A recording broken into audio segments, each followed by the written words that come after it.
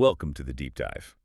Today we're strapping in for a really high-tension look at commitment, command, and ultimate cost. Yeah, it's all wrapped up in one of the most intense wartime narratives you'll find. We're dropping right into the life of Robert Jordan. He's an American dynamiter operating behind nationalist lines during the Spanish Civil War.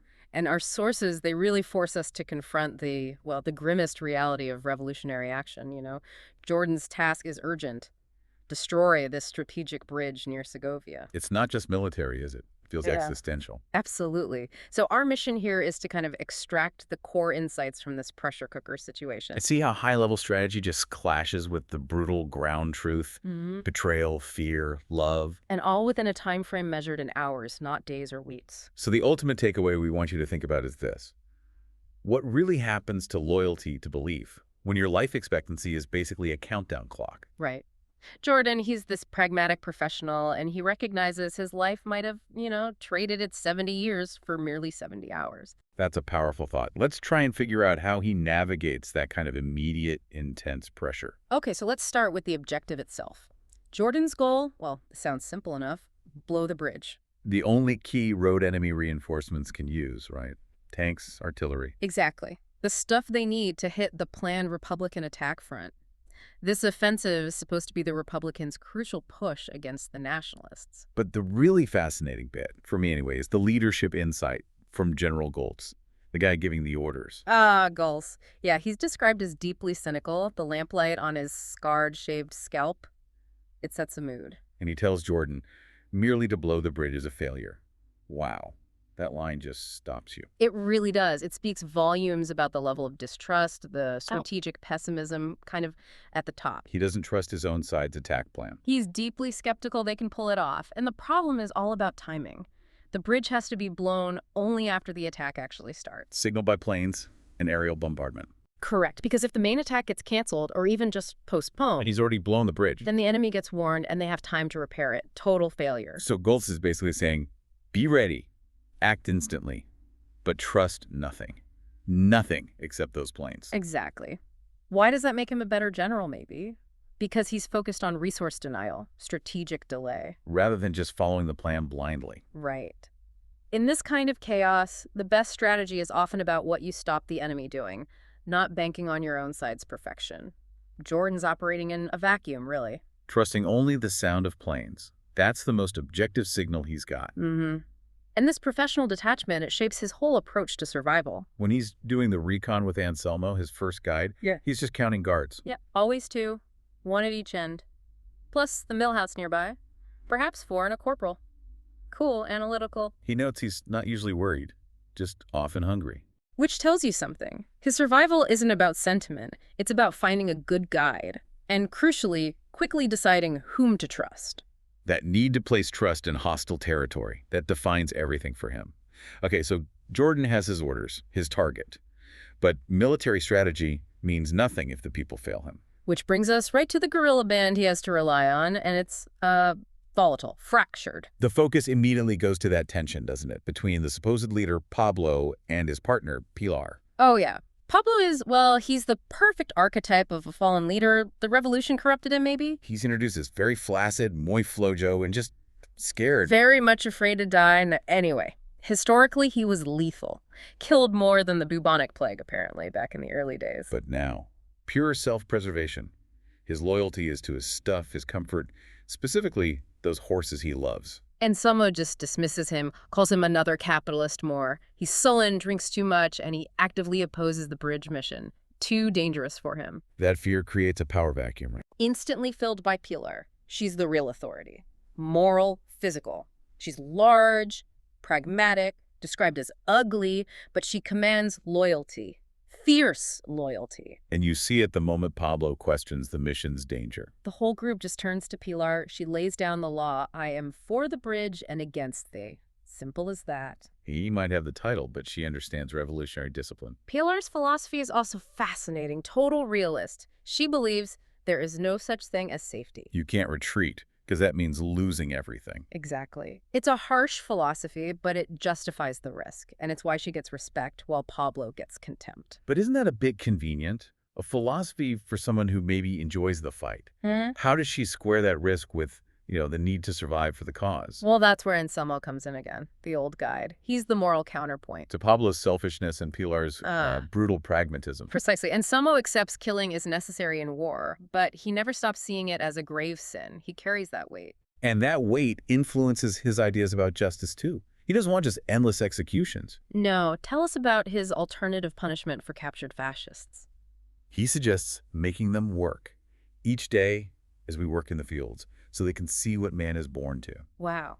Rehabilitation through shared labor, an agrarian morality. Justice through understanding hard work, not just blood. It's quite an idealistic view in that setting. Incredibly rare. It really stands out. The second Jordan connects with this band, things shift, don't they? It's Right. not just military anymore. It's intensely personal. Yeah, this is when we meet Maria, the young woman who becomes Jordan's love interest very quickly. And through her, we confront the sheer psychological horror these fighters are living with. Maria's backstory is it's the unflinching reality of fascist brutality. Phalangists targeted her, shaved her head with clippers. Cutting her ear, Yeah, tying the braids in her mouth after they shot her parents. It's dehumanizing violence, utterly. And because of that, Pilar gave her a razor blade. which she carries constantly. That single detail tells you everything.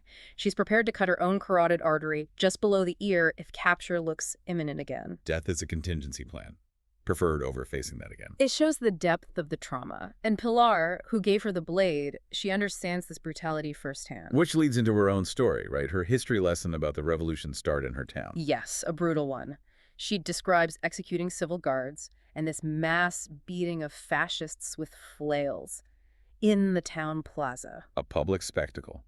The text is clear. She says it became so cruel that good men actually walked away in protest. Right, and she mentions being disappointed that the priest she hated died very badly because he was frightened. That's disturbing. Disappointed in his lack of courage at the end. What she's providing, though, is context.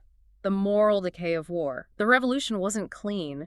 It was often uncontrolled, personal, deeply ugly. And that ambiguity is the error Jordan is breathing. Which makes his sudden, deep connection to Maria so striking. He's normally detached, analytical. But he instantly gets this idea of commitment.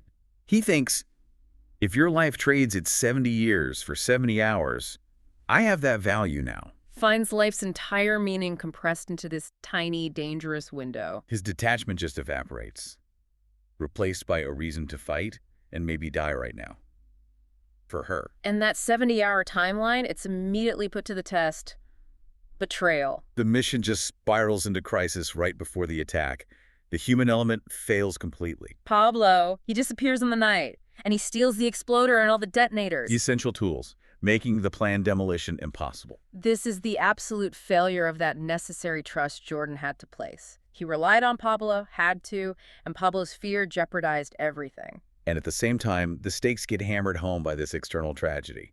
Jordan finds out El Sordo's band was wiped out. Completely annihilated on a hilltop, surrounded by cavalry, then bombed by planes. And the enemy. They took the heads of the dead. An indelible statement.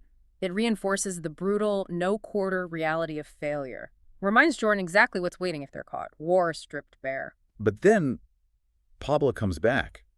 It's almost baffling. A really confounding twist. He returns, bringing 5 men and 2 horses he somehow acquired. Why? Why come back after basically guaranteeing their failure? Well, the suggestion is he overheard the others planning to kill him. Realized his only safety, ironically, was back with the group he betrayed. So, not loyalty, calculated self-interest, survival instinct. Exactly. Jordan still doesn't trust him an inch. Thinks he wouldn't trust him farther than you can throw Mount Everest. Can't blame him. But the extra men, the horses, they turn out to be critical. Absolutely vital. So dawn comes. The climax. Yeah. Jordan has to improvise the detonation. No proper equipment. The professional finds a way. Despite the chaos, he succeeds. The bridge goes up like a wave breaking. A mission accomplished. Tactical success. But the cost is immediate and devastatingly ironic. And Selmo, the old man with that unique moral code, the one who hated killing but saw it as necessary. He's the first casualty of the explosion, killed by a jagged piece of steel from the bridge itself. The man of simple morality, killed not by the enemy, but by the technology he helped deploy for the cause.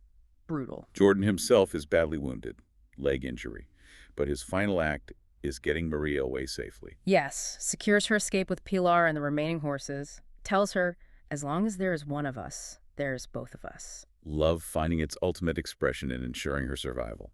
And as the enemy closes in, Jordan accepts his end, prepares for a final stand with the automatic rifle. And the thought comes, now, finally and at last, there was no problem. Yeah. Duty done. Life fulfilled in those hours. The complexities just fall away. Hashtag tag outro. You know, this whole deep dive really centers on that massive conflict within Jordan himself. He's fighting for these grand ideals, liberty, equality, and fraternity. But operating inside this deeply cynical, politically messy environment. Exactly. We see him dealing with manufactured heroes like El Campesino, this ex-sergeant hyped up for propaganda, encountering Russian agents, staff officers at Gaylord's Hotel in Madrid. The machinery behind the cause. Right. And it's the tension between that immediate, intense reality of sacrifice those 70 hours and the often corrupt long-term game of revolutionary discipline. Jordan himself observes that being an insider, knowing the lies, the constructed personas, it was very corrupting business. His only purity, maybe, is found in the immediate action, in the mission, in his commitment to Maria, not in the politics. So the whole story leaves you asking, can you even maintain moral purity or real discipline in a fight defined by such chaos and betrayal? Yeah, the war needs guys like Jordan, clear-eyed, maybe even cold. But the idealism of the cause seems to need passionate moral believers, too. How do those coexist? So as you reflect on Jordan's final moments, that peaceful acceptance after choosing commitment and love over his own survival, we'll leave you with this philosophical nugget. It's from one of the other characters, Andres, about discipline versus freedom. It captures the complexity of trying to organize something inherently chaotic, like revolution, maybe like anarchism itself. No animal has more liberty than the cat, but it buries the mess it makes. The cat is the best anarchist.